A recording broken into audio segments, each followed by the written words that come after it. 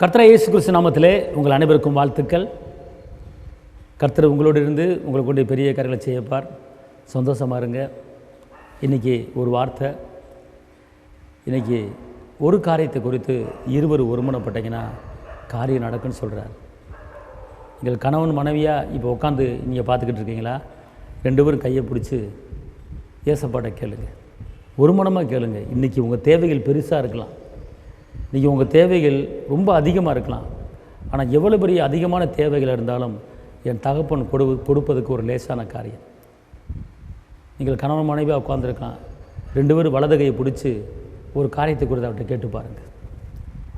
எவ்வளோ தேவையை கேட்டு பாருங்கள். சகோதரர்கள் ஒருமித்து வாசம் பண்ணுவது எத்தனை இன்பமும் ஏற்றதுமாக இருக்கிறது, அங்கே நான் ஜீவனையும் ஆசீர்வாதத்தையும் கட்டளைவிடு என்று வாக்கு பண்ணுகிறார். இந்த நாளுக்குண்டான ஒரு உயிருள்ள வார்த்தை மீகா 7:8. கர்த்தர் எனக்கு வெளிச்சமாக இருப்பார், கர்த்தர் எனக்கு வெளிச்சமாக இருப்பார். அதனால் நீங்கள் போகிற பாதையில் இருள் இருக்கிறதா, நீங்கள் போகிற பாதையில் போராட்டம் இருக்கிறதா, நீங்கள் போகிற பாதையில் வேதனை இருக்கிறதா, நீங்கள் போகிற பாதையில் பலவீனம் இருக்கிறதா, கர்த்தர் சொல்கிறாரு, எவ்வளோ பெரிய இருளான இடத்துக்குள்ளே நீ போனாலும் நீ போ, நான் உனக்கு வெளிச்சமாக இருக்கிறேன், நான் உனக்கு மீட்பாக இருக்கிறேன், நான் உனக்கு வாழ்வு கொடுக்குறேன், நான் உனக்கு வெளிச்சம். கர்த்தருடைய வசனம் கால்களுக்கு தீபமும் பாதைக்கு வெளிச்சமாக இருக்கிறது. எப்படி வெளிச்சம்?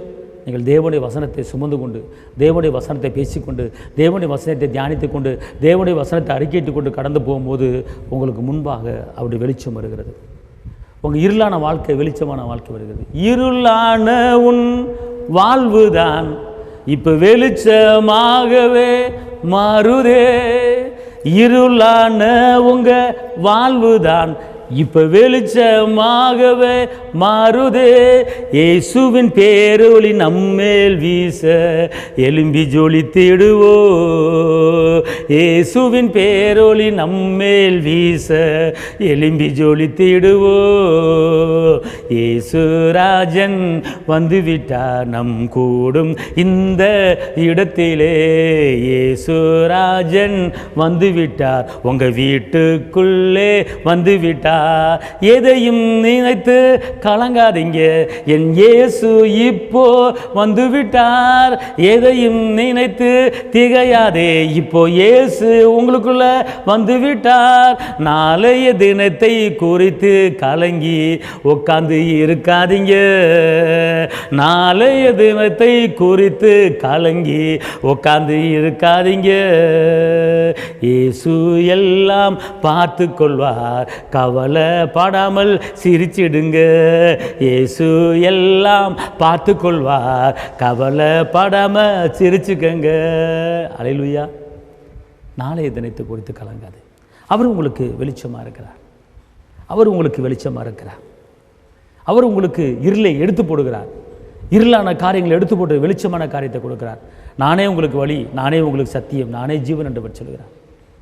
வெளிச்சத்தின் பிள்ளைகளாய் நடந்து கொள்ளுங்கள் என்று சொல்கிறார். உங்கள் வெளிச்சம் அனைவர்களுக்கு தெரிய கடவுது என்று சொல்கிறார். எலும்பி பிரகாசி, ஒளி வந்தது என்று சொல்கிறார். அதனால் இயேசு தான் உங்களுக்கு வெளிச்சம், அவர் தான் ஒளி, அவர் தான் வழி, அவர் தான் சத்தியம். அதனால் உங்கள் வாழ்க்கையில் அவர் வெளிச்சமாக இருக்கிறாரு. உங்கள் இருளான வாழ்க்கை எல்லாமே இன்றைக்கி வெளிச்சமான வாழ்க்கையாக மாறும். தைரியமாக நீங்கள் கடந்து போங்க, தைரியமாக உங்கள் வேலையை பாருங்கள்.